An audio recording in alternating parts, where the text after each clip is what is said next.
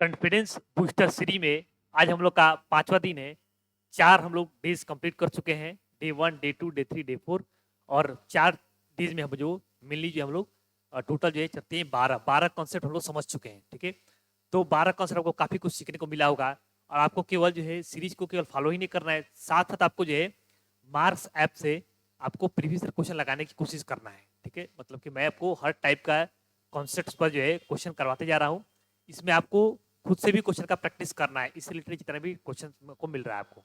ठीक है, तो आप जब मार्क पेपर जाएंगे तो वहां पर आपको चैप्टर वाइज जो है सारा का सारा क्वेश्चन मिल जाएगा। ठीक है, तो आप वहां से सॉल्व करिएगा। तो आज भी हम लोग जो है 3 क्वेश्चन लिए हैं, एक फिजिक्स का, एक केमिस्ट्री का, एक मैथ का। पहले हम लोग क्वेश्चन को समझेंगे, फिर कॉन्सेप्ट समझेंगे, फिर हम लोग उसको सॉल्व करेंगे। ठीक है, चलिए तो हम लोग जो है क्वेश्चन करने जा रहे हैं पहला।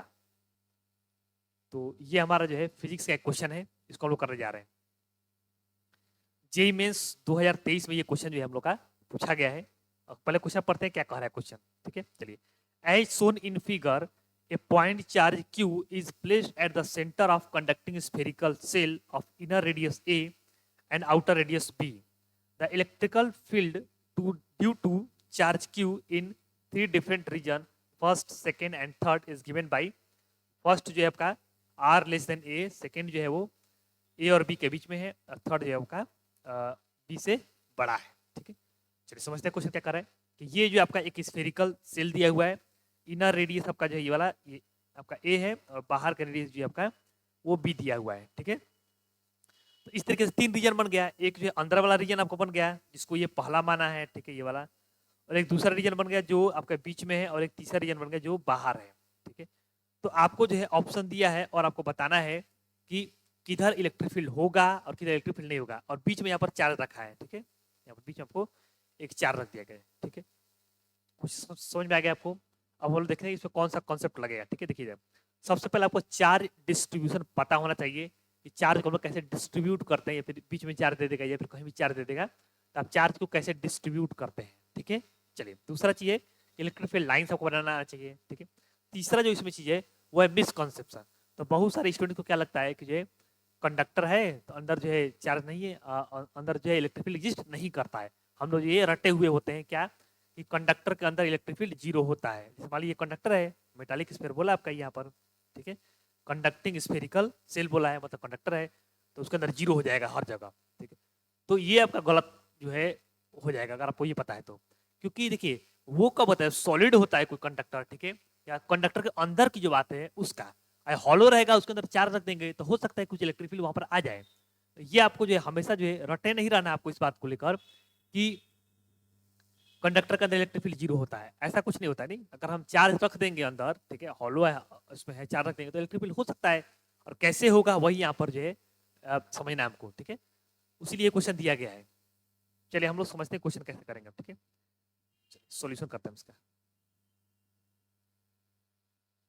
देखिए ये हम लोग का एक स्फीयर है और एक ये है। ठीक है, ये एक हॉलो स्फीयर है हम लोग का। ठीक है, यहाँ पर अंदर क्या है, मटेरियल भरा हुआ है पूरा चारों तरफ यहाँ पर। ठीक है, यहाँ पर अंदर भरा हुआ है। ठीक है, सॉलिड है अंदर।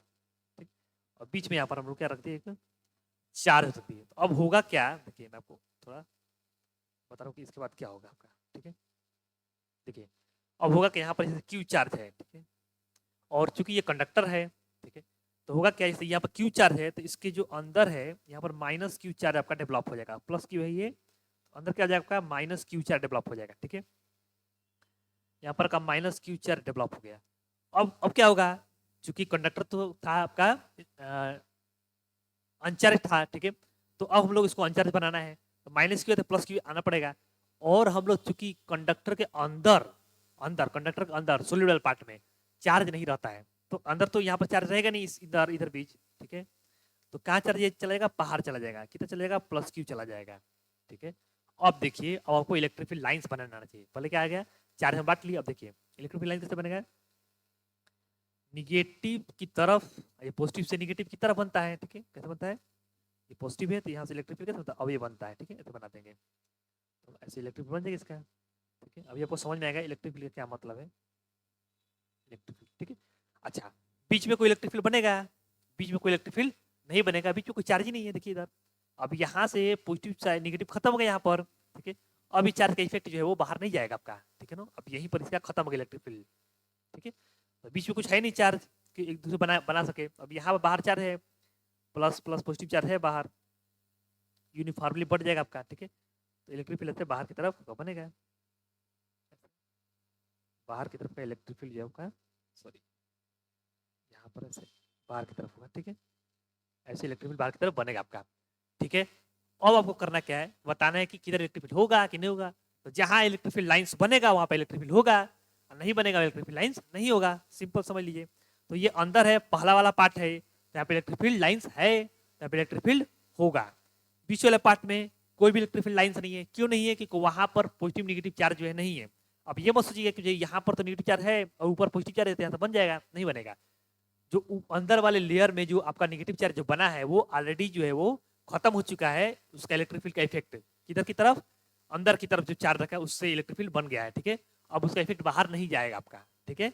चलिए, तो बीच में कोई भी इलेक्ट्रिक फील्ड लाइन्स नहीं आ रहा है तो बीच में क्या हो जाएगा, जीरो। और बाहर इलेक्ट्रिक फील्ड लाइन्स आ रहा है तो बाहर कुछ होगा, ठीक है। यहाँ पर केवल ये बताना है कि होगा कि नहीं होगा, है तो ऑप्शन चेक करते हैं हम लोग, ठीक है। चलिए ऑप्शन चेक किया जाओ। तो अंदर इलेक्ट्रिक फील्ड है तो not equal to zero, not equal to zero, तो यहाँ पे इक्वल टू जीरो का रहा है तो दोनों काट देंगे, ये इक्वल टू जीरो का रहा है जो कि अंदर इलेक्ट्रिक फील्ड है, ठीक है। इसका क्या कर रहे हैं, बीच में इलेक्ट्रिक फील्ड नहीं होगा तो बीच में जीरो होना चाहिए, तो बीच में तो सभी ऑप्शन में जीरो है, ठीक है। इन दोनों में चेक करना था हम लोग को। इसके बाद तीसरे में सबसे बाहर जो है इलेक्ट्रिक फील्ड है तो नॉट इक्वल टू जीरो, तो ऑप्शन कौन सा जाएगा, बी नंबर ऑप्शन का सही हो जाएगा, ठीक है। चलिए अब हम लोग आगे पढ़ने जा रहे हैं। अब हम लोग केमिस्ट्री का एक क्वेश्चन करने जा रहे हैं, देख रहे हैं क्वेश्चन क्या कर रहा है, ठीक है। चलिए, जेएमएस 2023 में ये भी क्वेश्चन पूछा गया है, क्वेश्चन पढ़ रहे हैं फिर हम समझते हैं। If degree of dissociation of aqueous solution of weak monobasic acid is determined to be 0.3, then the observed freezing point will be % higher than the expected या theoretical freezing point ब्रैकेट में nearest integer, ठीक है। तो पहले समझते हैं question क्या कर रहा है। क्वेश्चन क्या कर रहा है, डिग्री ऑफ डिसोसिएशन दिया हुआ है, मतलब अल्फा दिया हुआ है क्वेश्चन में, कितना दिया हुआ है 0.3। इसके बाद क्या कर रहा है कि मोनोबेसिक एसिड है, ठीक है। इसके बाद क्या कर रहा है कि जो ऑब्जर्व फ्रीजिंग पॉइंट है वो थियोरेटिकली जो एक्सपेक्टेड फ्रीजिंग पॉइंट है उससे कितना % हायर होगा, ये बताना है आपको, ठीक है। तो बताना है कि जो है जो जो ऑब्जर्व फ्रीजिंग पॉइंट है, ठीक है, फ्रीजिंग पॉइंट जो ऑब्जर्व्ड है, ठीक है, ऑब्जर्व ये जो है कितना % जो है वो ज्यादा है किससे, थियोरेटिकल फ्रीजिंग पॉइंट से, ठीक है। थियोरेटिकल फ्रीजिंग पॉइंट है, थियोरेटिकल फ्रीजिंग पॉइंट है, इससे कितना ज्यादा है ये बताना आपको।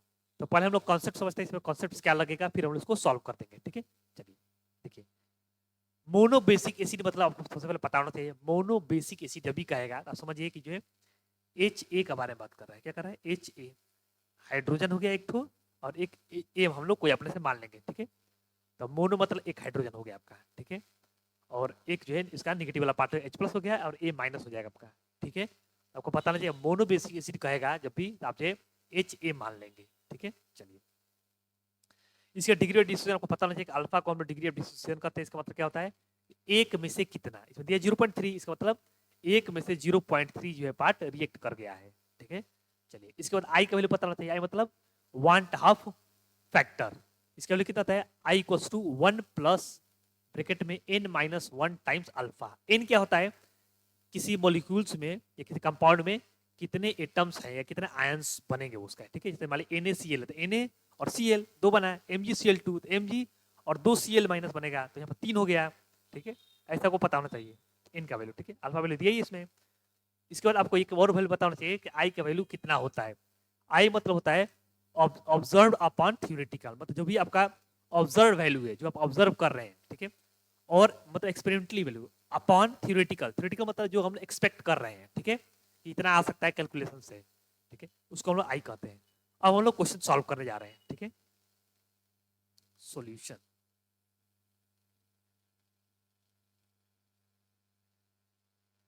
चलिए सबसे पहले हम लोग आई निकालेंगे और आई का जो फार्मूला होता है उसमें हम लोग पुट कर देंगे, ठीक है। चलिए, आई का वैल्यू कितना जाएगा, ठीक है, अल्फा का वैल्यू कितना दिया था आपका, अल्फा का वैल्यू जो आपका दिया है यहाँ पर, ठीक है, कितना दिया है 0.0 सॉरी 0.3, आई का वैल्यू कितना आ जाएगा 1 plus n minus 1 times alpha, तो 1 का 1 हो जाएगा, n हो जाएगा यहाँ पर 2 माइनस 1 टाइम्स अल्फा का वैल्यू 0.3, 2 माइनस 1 1 हो जाएगा, अब 1 प्लस 0.3 कितना 1.3 हो गया।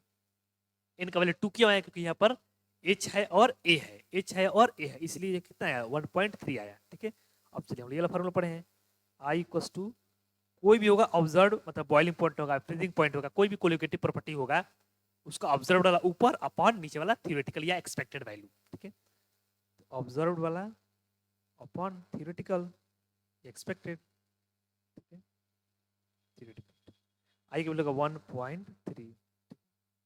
अब ऑब्जर्व टी एफ, ऑब्जर्व को हम लोग टी एफ ओ मान लेते हैं और टी एफ थ्योरेटिकल को हम लोग मान लेते हैं कुछ एक्स मान लेते हैं। ठीक है, एक्स मान लेते हैं, तो टी एफ ऑब्जर्व कितना हो जाएगा आपका 1.3 टाइम्स एक्स।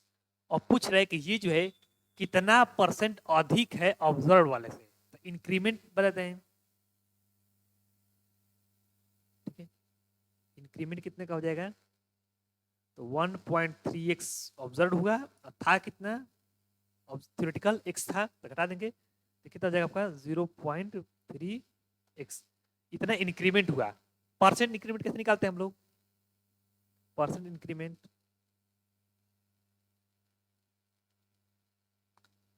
कैसे निकालते हैं हम लोग, तो आपका जो है इसके लिए करना पड़ेगा इंक्रीमेंट, ठीक है, अपॉन इनिशियल इंटू 100। ठीक है, तो ऑब्जर्व वाले से कंपेयर कर रहा है आपको, तो ऑब्जर्व वाले का जो है सॉरी 0.3x इंक्रीमेंट हो गया अपॉन जो थ्योरेटिकल एक्सपेक्टेबिलिटी कितना था x था इंटू 100, x x कटेगा कितना जाएगा आपका, ये जाएगा 30%। ठीक है, पूछ रहे कि किससे कितना ज्यादा है, नहीं ऑब्जर्व वाला थ्योरेटिकल से कितना ज्यादा, नहीं तो नीचे वाला, नीचे हम लोग थ्योरेटिकल का ही लिखते हैं। ठीक है, चलिए तो ये होगा आपका केमिस्ट्री का क्वेश्चन, कितना गया 30% आपका आंसर आ गया। ठीक है, अब हम लोग चलने जा रहे हैं नेक्स्ट क्वेश्चन मैथ का करने जा रहे हैं हम लोग। ठीक है, चलिए तो मैथ का ये क्वेश्चन है, जेई मींस 2024 में, ये भी 23 में ये क्वेश्चन पूछा गया है। क्वेश्चन समझते हैं क्वेश्चन क्या कर रहा है। ठीक है, if f x equals to x cube minus x square f dash 1 plus x F double dash 2 minus f triple dash 3 comma x belongs to real number, then ये आपका रिलेशन दिया हुआ है, इसे बताना है कौन सा ऑप्शन सही है। ठीक है, तो क्वेश्चन तो समझना ही नहीं, सिंपल ऐसे दिया है आपका, एक इक्वेशन टाइप का दिया है। ठीक है, मेन आपको समझना है कि इस कुछ टाइप के क्वेश्चन को कैसे सॉल्व किया जाता है। ठीक है, तो हम लोग पहले कॉन्सेप्ट समझेंगे, इस कॉन्सेप्ट में कौन सा लग रहा है, फिर हम उसको सॉल्व करेंगे। ठीक है, चलिए सबसे पहले आपको कॉन्सेप्ट समझना है इसमें कि एफ डैश या एफ डबल डैश और उसके अंदर कुछ वैल्यू दिया है, F dash 1, F double dash 2, F double dash, F triple dash 3, ये सब जो है वो कुछ फंक्शन नहीं है ये। ठीक है, इसके अंदर एक्स वगैरह नहीं है, क्या है ये सिंपली एक कांस्टेंट है। जैसे मान लिया कोई फंक्शन दिया एफ एक्स इक्वल मान लिया एक्स स्क्वायर दिया है, आप एक्स का वैल्यू पुट कर दिए, कुछ मान लिया 1 पुट कर दिए तो 1 आएगा, 2 पुट कर दिए 4 आ जाएगा, तो वहां पर न्यूमेरिकल वैल्यू आ जाता है, वो फंक्शन नहीं रह जाता है, मतलब वो कांस्टेंट बन जाता है। जब भी किसी फंक्शन में या उसके डिफरेंशिएशन में हम लोग एक्स का वैल्यू पुट कर देते हैं तो क्या आता है, वो न्यूमेरिकल वैल्यू बन जाता है। ठीक है, पहला बात आपको ये पता होना चाहिए। ठीक, इसके बाद ये याद रखना आपको कि डिफरेंशिएट जब हम लोग करते हैं तो कांस्टेंट जो है वो उड़ जाता है। नहीं ऐसे मान लीजिए नॉर्मली एक अकेले कांस्टेंट है तो क्या डिफरेंशिएट करेंगे तो उड़ जाएगा, तो इस कॉन्सेप्ट का जो है यूज होता है क्वेश्चन को सॉल्व करने में, जिसे यहाँ पर होगा। ठीक है, इसके बाद हम लोग करना क्या है इस क्वेश्चन में कि F dash 1, F double dash 2, F triple dash 3 इसको पता करना है और पुट कर देंगे हम लोग, तो एफ एक्स का वैल्यू आपको आ जाएगा। एफ एक्स कितना आ गया, एफ एक्स का जब वैल्यू आ जाएगा, इसके बाद क्या करना आपको ऑप्शन चेक करना है, जो आपको ये ऑप्शन दिया है आपको इतना सारा। ठीक है, इस ऑप्शन में पुट करके वैल्यू हम लोग चेक करें कि इसमें ये फिट बैठ रहा है। ठीक है, चलिए तो अब इसको सॉल्व किया जाए, सोल्यूशन कर रहे हैं।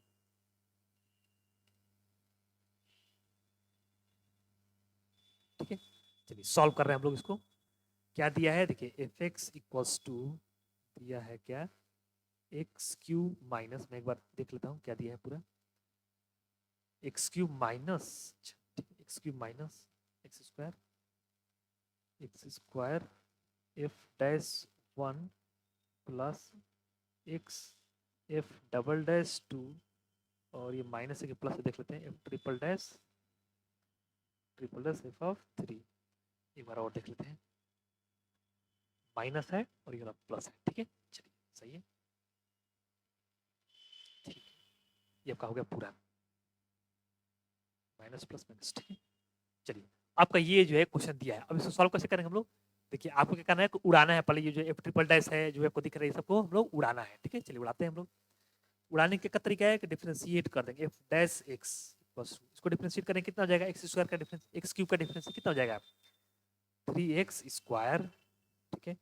अच्छा एक काम करते हैं, जो F dash one F double dash two ऐसे दिया है ना, इसको कुछ मान लेते हैं, क्योंकि ना बार बार इतना लिखना पड़ेगा तो इतना कौन लिखने जाएगा, तो हम लोग कुछ मान लेते हैं। क्या करते हैं हम लोग, एफ डैश वन को आपको लिखना है क्या, ए मान लेते हैं हम लोग, एफ डबल डैश को मान लेते हैं बी, और एफ ट्रिपल डैश को मान लेते हैं, sorry F triple dash three को मान लेते हैं सी, ठीक है। तो अब ये फंक्शन आपका बनकर तैयार हो जाएगा,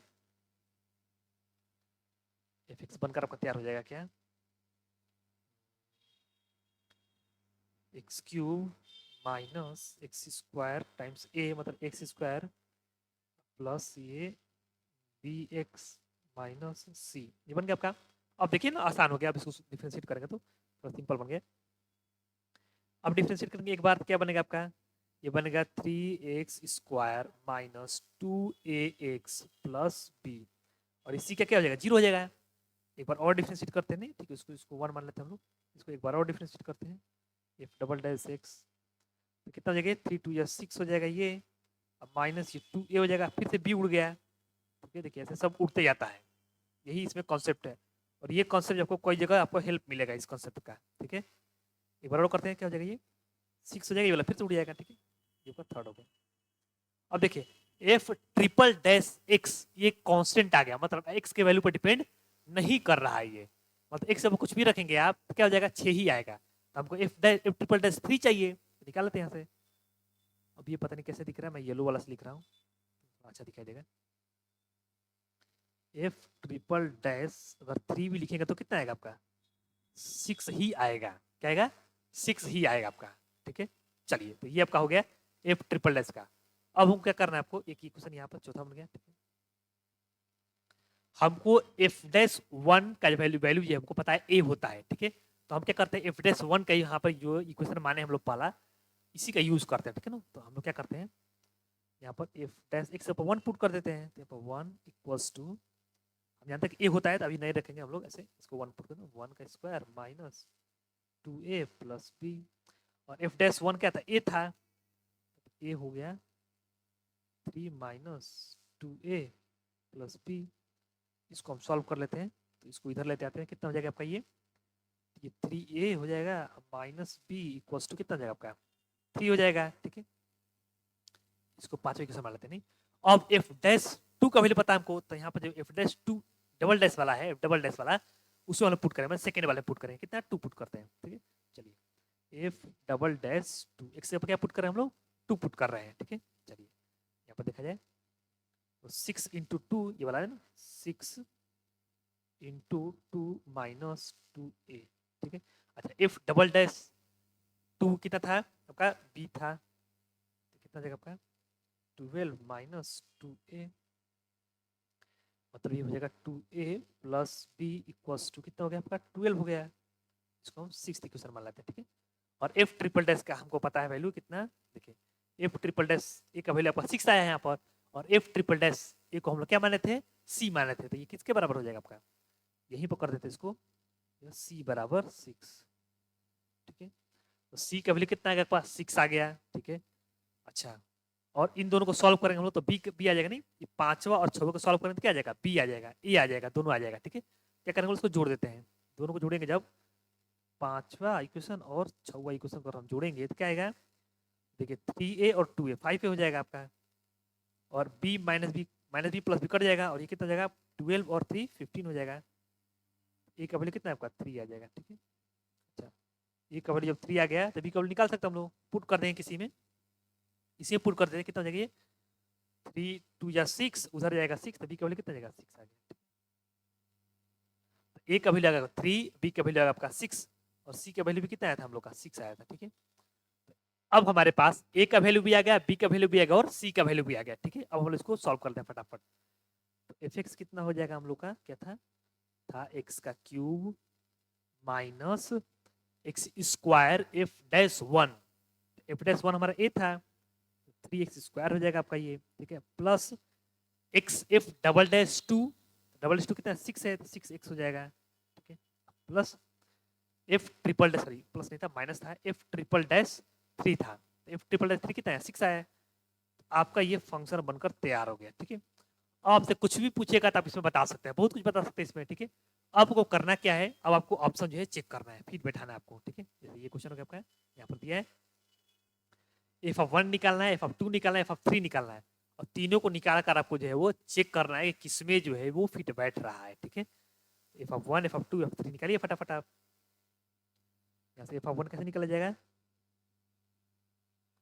एक से 1 पुट करिए, कितना 1 माइनस 3 प्लस 6 माइनस 6, खत्म, कितना का -2 हो गया, ठीक है।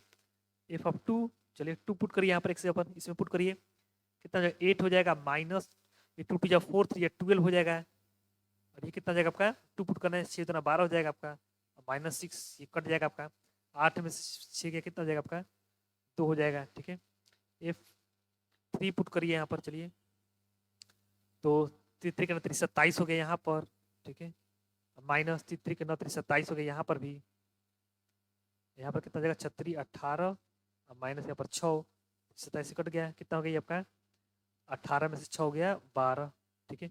आपको देखना है कि किसमें ये फिट बैठ रहा है, ये आपका F1 आ गया आपका -2 और ये 12, ठीक है। चलिए तो यहाँ पर हम ऑप्शन चेक कर लेते हैं, मैं यहाँ पर आपको लिख भी दे रहा हूँ, F1 कितना आ गया हम लोग का, F1 आ गया हम लोग का, F1 हम लोग का आ गया है कितना -2, F2 हम लोग का आ गया है 2, F3 हम लोग का आ गया है 12। चलिए चेक करिए किसमें फिट बैठ रहा है, ठीक है। तो अगर चेक करेंगे इसमें तो ये कितना जाएगा आपका -6 प्लस 2 इक्वल्स टू 12, तो गलत हो गया पहला। इसके बाद 12 -2 इक्वल्स टू -2, ये भी गलत हो जा रहा है, ठीक है। अच्छा एफ ऑफ 0 इसमें दिया है, एफ ऑफ 0 निकाल लेते हैं, कितना हो जाएगा एफ ऑफ 0, 0 पुट कर दिए समय कितना जाएगा, समय आप 0 पुट कर देंगे तो कितना जाएगा आपका सब 0 -6 हो जाएगा आपका, ठीक है। तो देखते हैं हम लोग,